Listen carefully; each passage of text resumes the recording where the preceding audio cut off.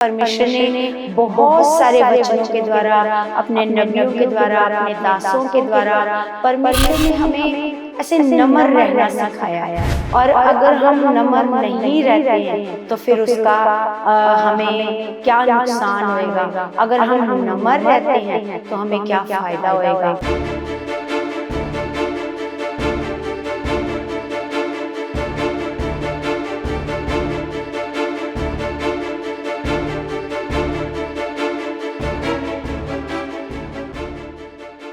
Praise the Lord everyone, God bless you all. परमेश्वर आप सबको बहुत सारी आशीष और बरकत मसीह में दे चुके हैं। परमेश्वर आपको बहुत सारा आत्मा में बढ़ा चुके हैं। बहुत परमेश्वर आपको ब्लेस कर चुके हैं। यीशु के नाम से अच्छी सेहत से परमेश्वर आपको ब्लेस कर चुके हैं। परमेश्वर आपको सच्ची शांति से ब्लेस कर चुके हैं। तो कलीसिया, मैं ये विश्वास करती हूँ कि परमेश्वर आप सबों के साथ है और हर पल वो आपकी रक्षा करता है, मदद करता है। इस बात के लिए हम सर्वशक्तिमान पिता का ऐसे दिल से धन्यवाद करते हैं। तो कलीसिया, आज का ये सुंदर समय हमें परमेश्वर ने दिया है, इसके लिए भी अपने पिता परमेश्वर का हम दिल से धन्यवाद करते हैं कि सच में परमेश्वर हमें हर दिन ऐसे सिखाता है और बुद्धि में बढ़ा रहा है हमारा परमेश्वर, ज्ञान में, समझ में बढ़ा रहा है हमारा परमेश्वर। हम इसके लिए अपने पिता परमेश्वर का जितना भी धन्यवाद करें उतना ही कम है कलीसिया। तो कलीसिया, आज जो मुझे परमेश्वर ने वचन दिया है वो है नम्रता के ऊपर। नम्रता, क्योंकि सबसे बड़ी चीज़ जो परमेश्वर हमें सिखाना चाहता है कि वो ये है नम्रता। क्योंकि परमेश्वर ने बहुत सारे वचनों के द्वारा, अपने नबियों के द्वारा, अपने दासों के द्वारा परमेश्वर ने हमें ऐसे नम्र रहना सिखाया है कि आपने कैसे रहना है। और अगर हम नम्र नहीं रहते हैं तो फिर उसका हमें क्या नुकसान होएगा। अगर हम नम्र रहते हैं तो हमें क्या फ़ायदा होएगा। जैसे प्रभु यीशु मसीह ने भी एक वचन में ऐसे सिखाया था। प्रभु यीशु मसीह ने कहा, देखो मत्ती 23:12 में लिखा है, मत्ती 23 अध्याय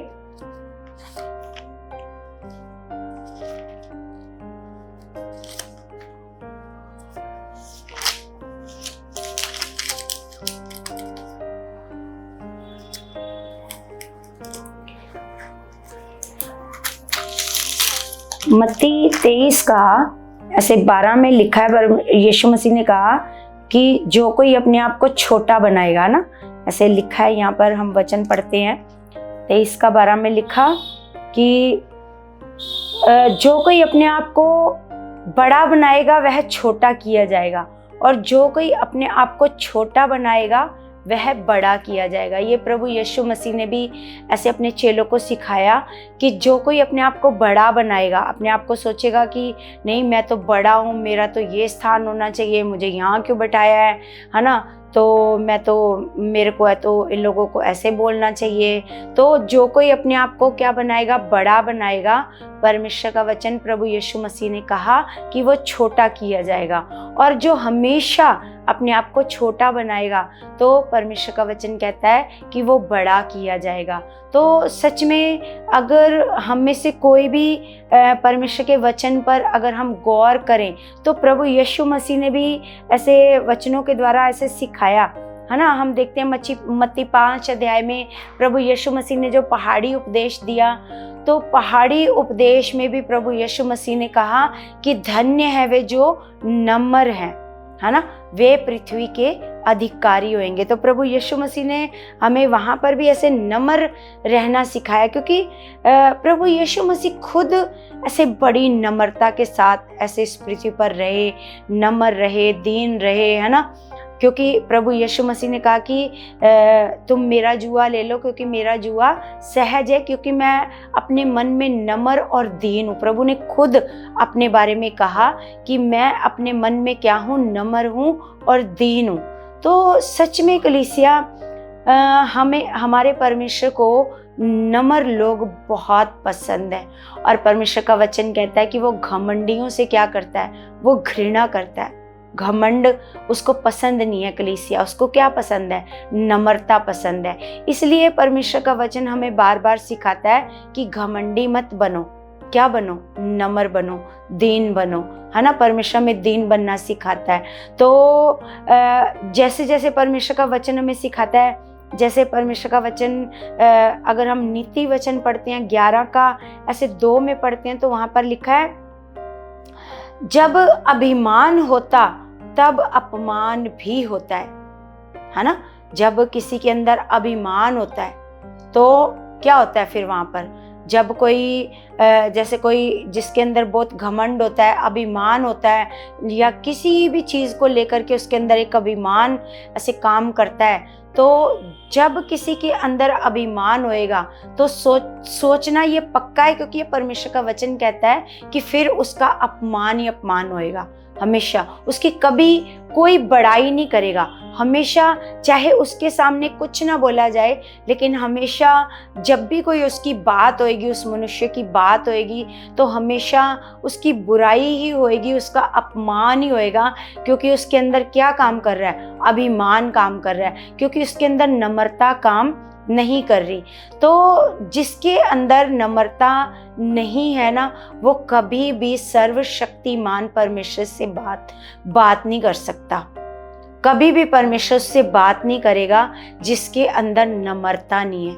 सबसे पहले परमेश्वर को नम्रता पसंद है ना। तो जो व्यक्ति नम्र नहीं है ना, तो जो व्यक्ति जिसके अंदर एक घमंड है ना, जो व्यक्ति नम्र नहीं है ना, वो दूसरों को भी कैसे देखता है, ऐसे नीची नजर से देखता है। उसकी नजर क्या रहती है, ऐसे नीची रहती है।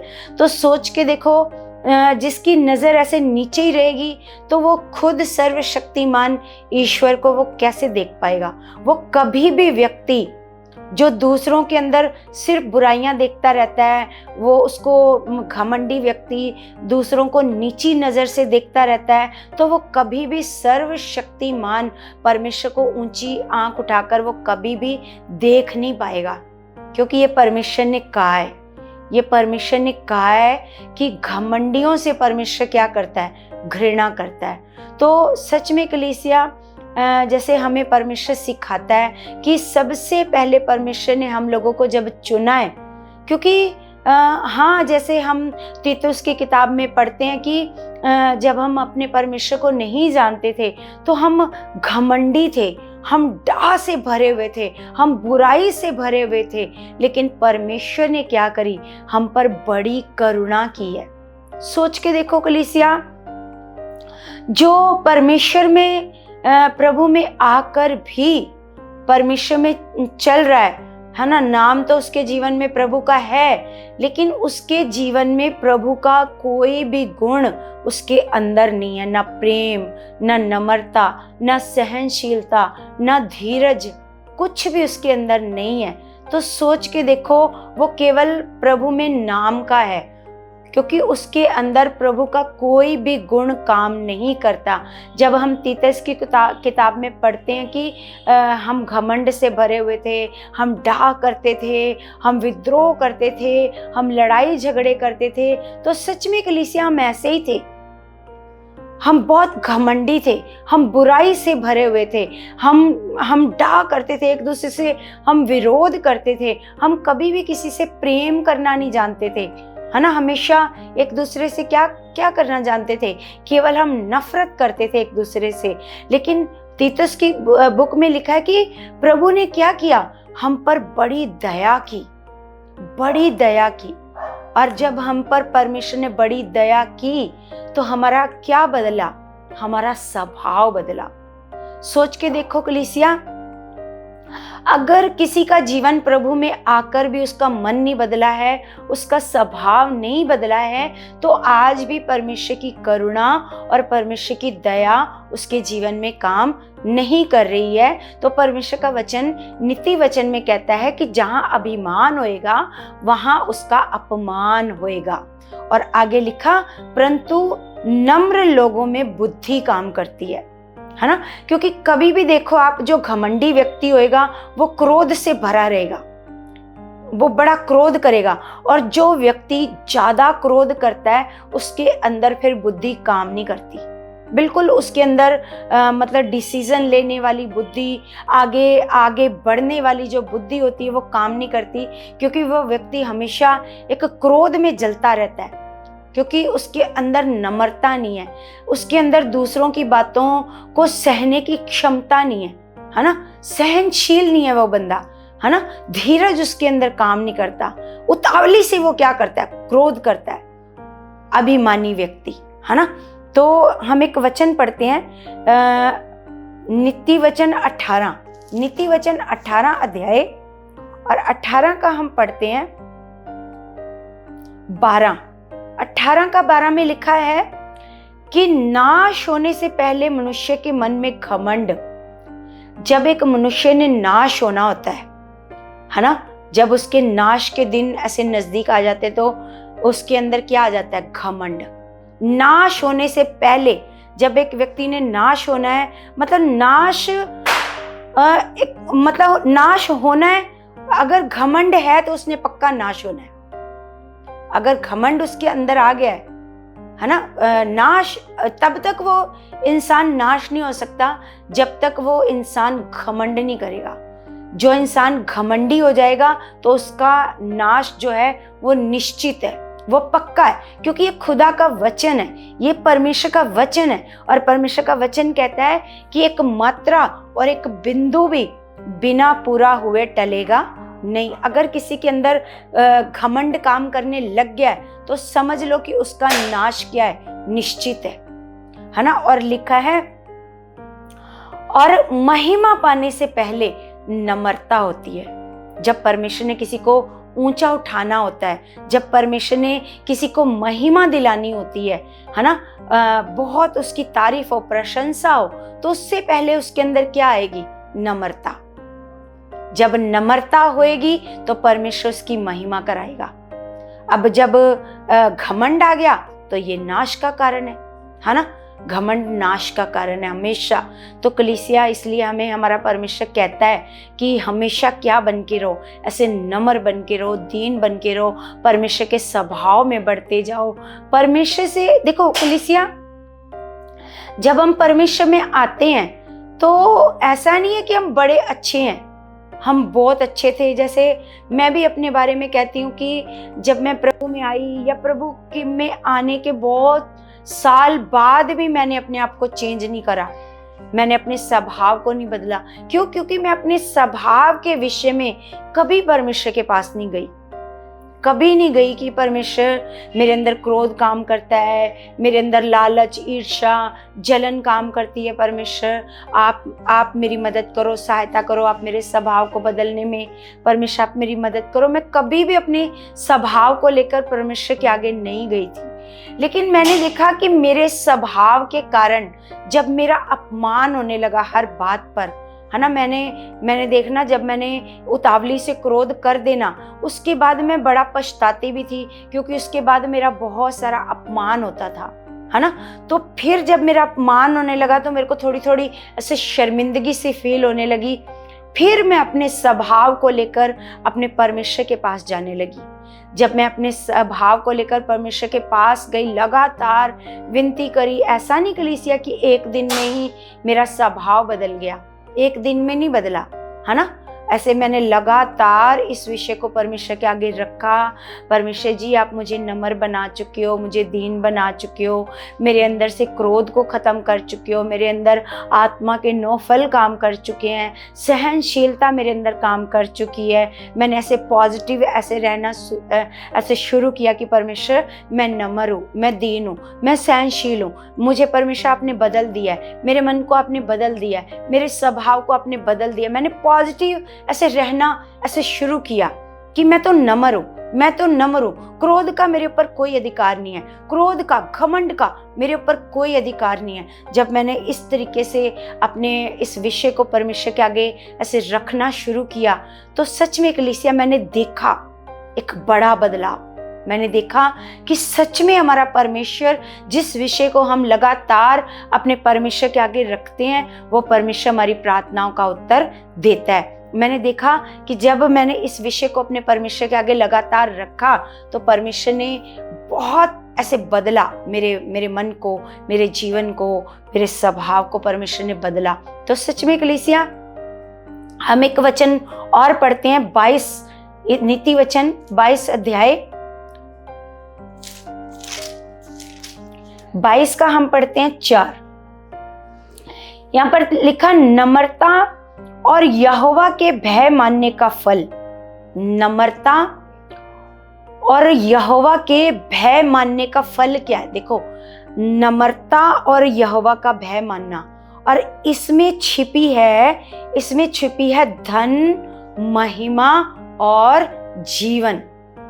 देखो कलीसिया, परमेश्वर क्यों हमें नम्र रहने को कह रहा है? क्यों परमेश्वर? क्योंकि जो व्यक्ति परमेश्वर का भय मानता है वो पक्का वो व्यक्ति नम्र बनता जाएगा, क्योंकि उसके अंदर परमेश्वर का क्या है? डर है। और कलीसिया, परमेश्वर ने इसको जैसे छिपा के रखा है, धन, महिमा और जीवन। धन, महिमा और जीवन को किसमें छिपा के रखा है? ऐसे परमेश्वर ने नम्रता में और यहोवा के भय में। परमेश्वर के भय में कौन सी चीजों को छिपा कर रखा है? लिखा धन। अगर आपको धन चाहिए कलीसिया, तो वो किसमें छिपा है? देखो, जैसे पुराने समय में क्या होता था कि पुराने समय में जो हमारी बुजुर्ग ऐसे महिलाएं होती थी, तो वो पर्स नहीं रखती थी अपने पास ना, ऐसे उनके पास एक पोटली होती थी, है ना। और जब उनसे कोई चीज मांगता था, पैसे, रुपए, तो वो क्या करती थी? एक पोटली निकाली, फिर उसमें से एक कागज में से निकाला, फिर उसमें से एक कागज ऐसे छिपाया होता था उसमें, है ना, छिपी होती थी चीजें। तो फिर वो ऐसे निकालती थी, कोई बड़ा नोट है, कोई छोटा नोट है, वो इस तरीके से निकालती थी। तो पहले तो वो गुथली में ऐसे पॉकेट में, है ना, ऐसे छिपा है, फिर उस मतलब पन्नियों में लपेटा है, से छिपा है। तो उसी प्रकार परमेश्वर कह रहा है, नम्रता और यहोवा का भय मानने में कौन सी चीजें छिपी हैं? धन, महिमा और जीवन। धन चाहिए तो नम्र होना पड़ेगा, यहोवा का भय मानना पड़ेगा। महिमा चाहिए तो नम्र होना पड़ेगा। जीवन चाहिए। जीवन कौन सा? परमेश्वर कौन सा जीवन देता है? परमेश्वर में बहुतायत का जीवन देता है ना, आनंद का जीवन, शांति का जीवन। तो ये किन चीजों में छिपी है? ऐसे नम्रता में, है ना। तो इसलिए कलीसिया, आप लोगों को क्या करना है? आप लोगों को अगर सच में धन चाहिए, महिमा चाहिए, जीवन चाहिए, तो अपने आप को बदलना पड़ेगा। अगर आप नहीं बदलोगे, अगर आज भी आप ऐसे घमंडी हो, आज भी आप क्रोध से भरे हुए हो, आज भी आपके अंदर नम्रता नहीं है, तो कभी भी आपके अंदर परमेश्वर अगर अभी आज भी घमंड काम कर रहा है, तो कभी भी दुष्ट आपको नाश कर सकता है। क्योंकि हम जानते हैं कि परमेश्वर को घमंड बिल्कुल भी पसंद नहीं है। बाइबल में उसने बहुत जगह पर लिखा है कि वो घमंडियों से क्या करता है? ऐसे घृणा करता है। तो कलीसिया, मैं आप लोगों से एक रिक्वेस्ट करती हूँ कि अपने अपने जिनका स्वभाव, क्योंकि हम जानते हैं ये तकरीबन सबका स्वभाव है, उतावली से क्रोध करना, है ना, घमंड भी काम करता है, ईर्ष्या भी काम करती है, जलन भी काम करती है। लेकिन अगर हमारे अंदर परमेश्वर का भय और नम्रता आएगी, तो सच में ये चीजें अपने आप ही सारी चीजें खत्म हो जाएंगी। फिर आप परमेश्वर को प्रसन्न करने वाले बनोगे। जब आप बिल्कुल जीरो पर आ जाओगे, नम्रता किसको कहते हैं कलीसिया? बिल्कुल जीरो पर आ जाना। जब आप बिल्कुल ऐसे जीरो पर आ जाओगे, जिस प्रकार देखो हम ऐसे गिनती को स्टार्ट करते हैं 1 2 3 4 5, जब हम 9 पर चले जाते हैं, है ना, फिर 9 से हम नीचे आते हैं, है ना, 8 7 6 5 4 3 2 1, तो 1 के बाद ऐसे जीरो। तो जब आप बिल्कुल ऐसे जीरो पर आ जाते हो कलीसिया, बिल्कुल ऐसे अपने आप को जीरो कर लेते हो, फिर परमेश्वर की आवाज आपको सुनाई देती है। अगर आप चाहते हो कि आप परमेश्वर से बात करो, परमेश्वर आपसे बात करे, परमेश्वर आपको सिखाए, परमेश्वर आपको बढ़ाए, तो आपको क्या होना पड़ेगा? आपको नम्र बनना पड़ेगा और अपने आप को रोज परमेश्वर के आगे लेके जाना पड़ेगा अपने स्वभाव के लिए। अगर आपने अभी तक अपना स्वभाव नहीं बदला है तो सोच लो कलीसिया कि कभी भी दुष्ट क्या कर सकता है, नाश कर सकता है। अगर आपने नाश होने से बचना है तो आपको नम्र बनना ही पड़ेगा, अपने स्वभाव को बदलना ही पड़ेगा, है ना। अगर आपको परमेश्वर से बातें करनी है, अगर आपको परमेश्वर की बातें समझनी है, अगर आपको परमेश्वर की बातें सीखनी है, अगर आपको परमेश्वर के वचन सीखने हैं तो आपको नम्र व्यक्ति बनना ही पड़ेगा, है ना। एक व्यक्ति को भी अपनी प्यास बुझाने के लिए, अगर उसको प्यास लगी है ना, तो वो अकड़ के कहेगा मुझे पानी पिलाओ, तो वो हमेशा प्यासा ही रहेगा, है ना। अगर उसको अपनी प्यास बुझानी है तो उसको क्या करना पड़ेगा, उसको झुकना ही पड़ेगा, है ना। अगर वो ऐसे करके झुकेगा तो तभी वो तृप्त हो पाएगा। तो इसी प्रकार कलीसिया मैं आप लोगों से रिक्वेस्ट करती हूँ कि अपने अपने स्वभाव को लेकर के लगातार परमेश्वर के आगे जाएं, है ना। अपने क्रोध के लिए, अपने ईर्ष्या, जलन, नफरत वाले स्वभाव के लिए इसको लेकर के परमेश्वर के पास जाएं, ताकि परमेश्वर आपको चेंज करे, परमेश्वर आपको नम्र बनाए, परमेश्वर आपको ऐसा बनाए कि आप किसी की भी बातों को सहने वाले बन जाओ, ऐसा परमेश्वर आपको बनाए।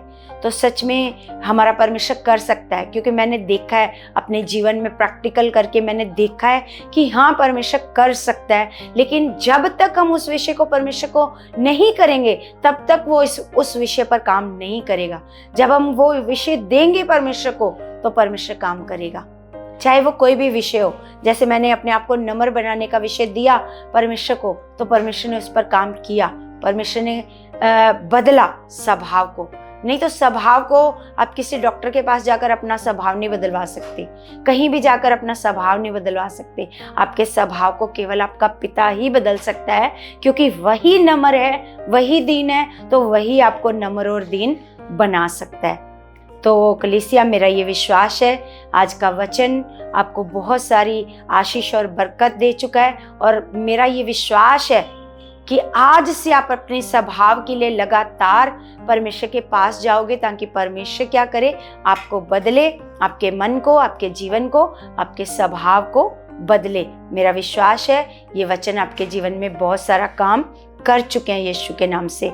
तो कलीसिया मैं जैसे हर बार ऐसे रिक्वेस्ट करती हूँ कि आपने क्या करना है, इस चैनल को ज़्यादा से ज़्यादा सब्सक्राइब करवाओ, आप लोगों को ऐसे शेयर करो इस चैनल को, ताकि जो खुदा मुझे वचन देता है लगातार, वो वचन बहुत सारे लोगों तक जाएं।